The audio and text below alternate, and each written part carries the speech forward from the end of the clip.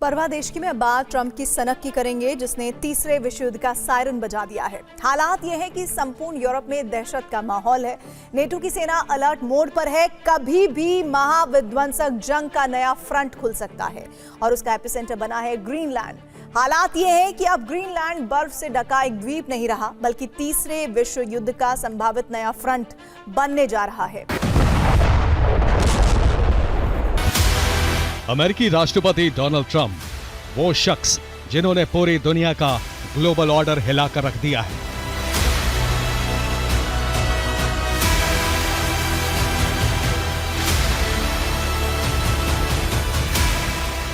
जिनकी सनक ने दुनिया को महायुद्ध के मुहाने पर लाकर खड़ा कर दिया है।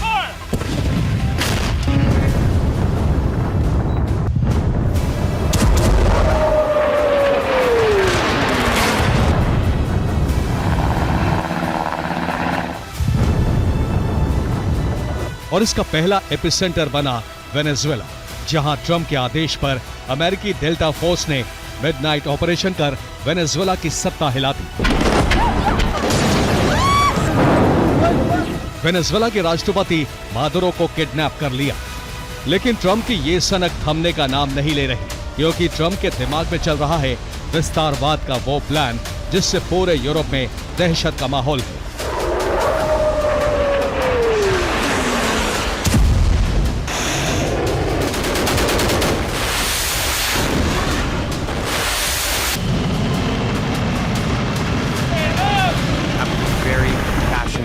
संपूर्ण यूरोप में जंग का सायरन तेज बजने लगा है और इसकी वजह बना है ग्रीनलैंड, जिस पर ट्रंप ने अब अपना दावा ठोक दिया है। यानी वर्ल्ड वॉर 3 का दूसरा एपिसेंटर बनने वाला है ग्रीनलैंड।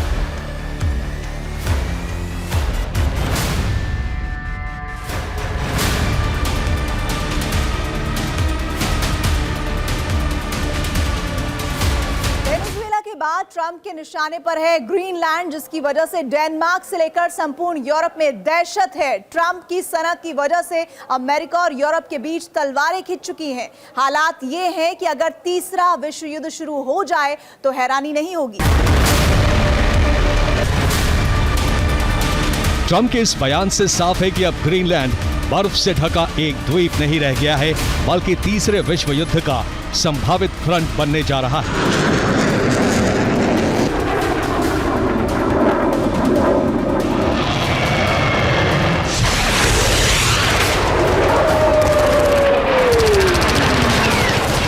ट्रंप के बयान में नरमी नहीं, बल्कि आक्रामकता साफ झलक रही है, जिसमें डेनमार्क के लिए कड़ा संदेश छिपा है।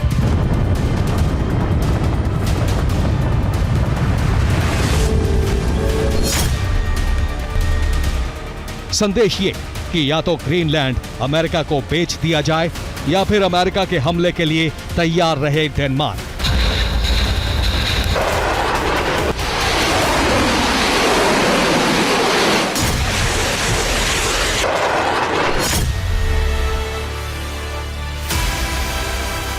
बाकायदा इसके लिए अब अमेरिका में मंथन का दौर तेज हो चला है। व्हाइट हाउस में ग्रीनलैंड कब्जे का पूरा ब्लूप्रिंट तैयार हो रहा है।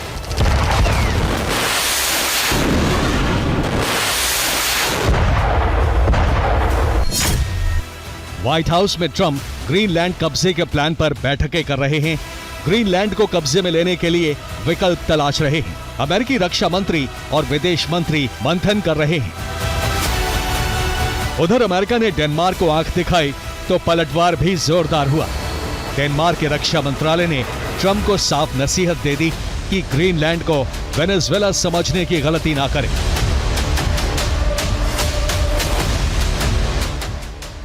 डेनमार्क रक्षा मंत्रालय ने कहा, अगर अमेरिका ने ग्रीनलैंड की तरफ आंख उठाने की भी कोशिश की तो पहले हमला करेंगे, बाद में सवाल पूछेंगे।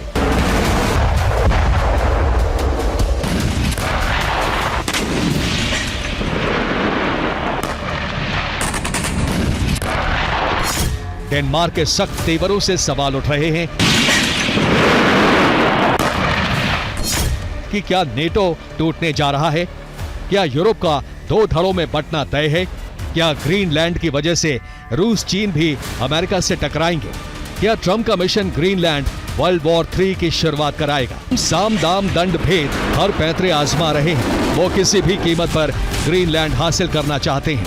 हालांकि ये कोई पहला मौका नहीं है जब अमेरिका ने ग्रीनलैंड खरीदने की मंशा जाहिर की हो।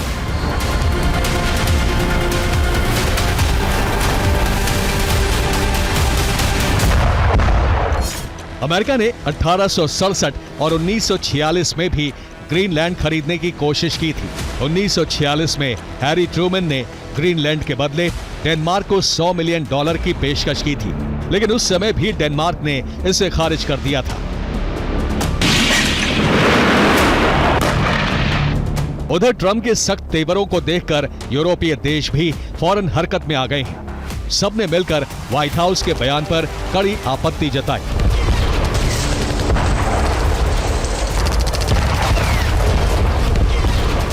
Britain, France, Germany, Italy, Poland, Spain और डेनमार्क के लीडर्स ने बाकायदा जॉइंट स्टेटमेंट जारी किया। कहा, ग्रीनलैंड वहां के लोगों का है। केवल डेनमार्क और ग्रीनलैंड के लोग ही अपने भविष्य का निर्णय कर सकते हैं, दूसरा कोई नहीं।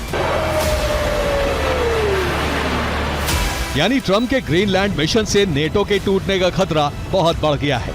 ऐसे में अब ट्रंप ने डेनमार्क से ग्रीनलैंड छीनने के लिए 4 स्टेप प्लान पर काम करना शुरू कर दिया है।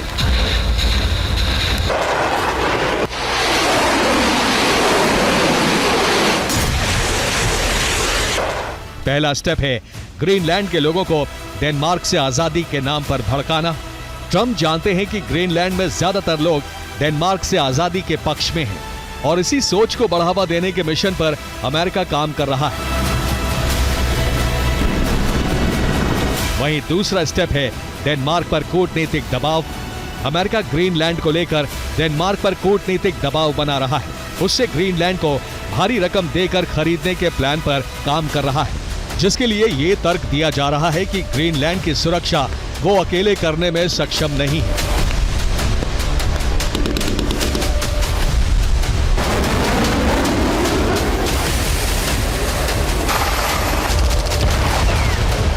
तीसरा स्टेप है यूरोप को मनाना।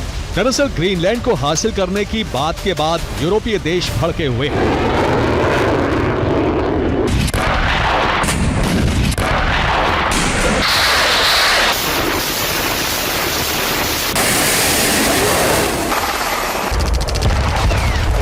ऐसे में ट्रंप यूरोपीय देशों को यूक्रेन को सुरक्षा गारंटी देने का वादा कर मनाने की कोशिशों में जुटे हैं, ताकि यूरोपीय देश अमेरिका के इस कदम का विरोध ना करें।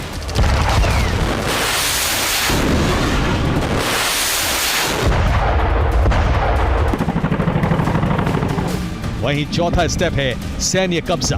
वेनेजुएला में ऑपरेशन एब्सोल्यूट रिजॉल्व चलाकर ट्रंप ने दिखा दिया है, अगर बात करने से बात नहीं बनी तो ट्रंप मिलिट्री ऑपरेशन का ऑर्डर देने से हिचकेंगे नहीं। यानी सैन्य हमला करके सिर्फ 30 मिनट में ग्रीनलैंड पर कब्जा।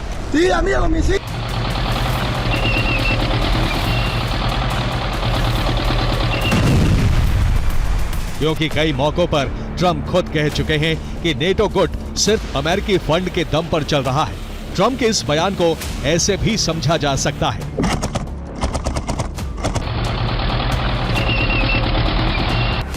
$2025 के लिए नेटो फंडिंग में अमेरिका का सीधा योगदान लगभग $750 मिलियन यानी 6,733 करोड़ रुपए रहा। नेटो के सभी सदस्य देशों के कुल सैन्य खर्च का लगभग 68% से 70% हिस्सा अकेले अमेरिका वहन करता है। नेटो के पास कुल लगभग 3.5 मिलियन सक्रिय सैनिक हैं, जिनमें से 1.3 मिलियन यानी लगभग 39% अकेले अमेरिका के हैं। इसीलिए इस बात के साफ संकेत मिल रहे हैं कि ट्रंप को नेटो की कोई फिक्र नहीं है। उन्हें बस ग्रीनलैंड की चाहत है, जिसे वो किसी भी कीमत पर हासिल करना चाहते हैं। लेकिन उनकी यही चाहत संपूर्ण यूरोप में महाविध्वंस का सायरन बजा रही है, जो न सिर्फ यूरोप बल्कि पूरी दुनिया के लिए शुभ संकेत नहीं है।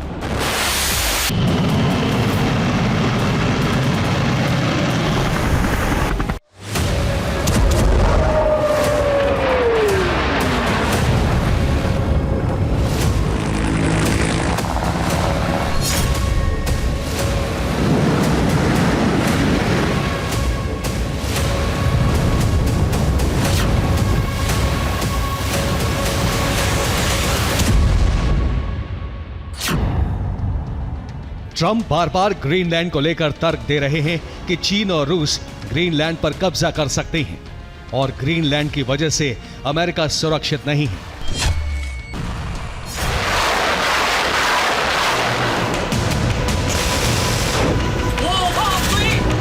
दरअसल क्लाइमेट चेंज की वजह से आर्कटिक की बर्फ तेजी से पिघल रही है। इससे नए समुद्री रास्ते खुल रहे हैं और खनिजों तक पहुंच आसान हो रही है। रूस और चीन पहले ही इस इलाके में अपनी मौजूदगी बढ़ा रहे हैं। अमेरिका नहीं चाहता कि ग्रीनलैंड और उसके आसपास रूस या चीन का दबदबा बढ़े। रूस चीन की बढ़ती हलचल ने ट्रंप को बेचैन कर दिया है और इसकी वजह है ग्रीनलैंड का सामरिक महत्व। ग्रीनलैंड आर्कटिक क्षेत्र में स्थित है, जो अमेरिका, यूरोप और रूस के बीच सैन्य और मिसाइल निगरानी के लिए बहुत जरूरी है। यहां अमेरिका का थुले एयरबेस पहले से है, जो मिसाइल चेतावनी और रूसी चीनी गतिविधियों पर नजर रखने के लिए आवश्यक है। चूंकि यहां चीन रूस की गतिविधियां हाल के वर्षों में बढ़ी हैं, इसलिए अमेरिका इस पूरे द्वीप पर कंट्रोल लेकर जियोपॉलिटिक्स पर अपनी पकड़ को मजबूत बनाए रखना चाहता है।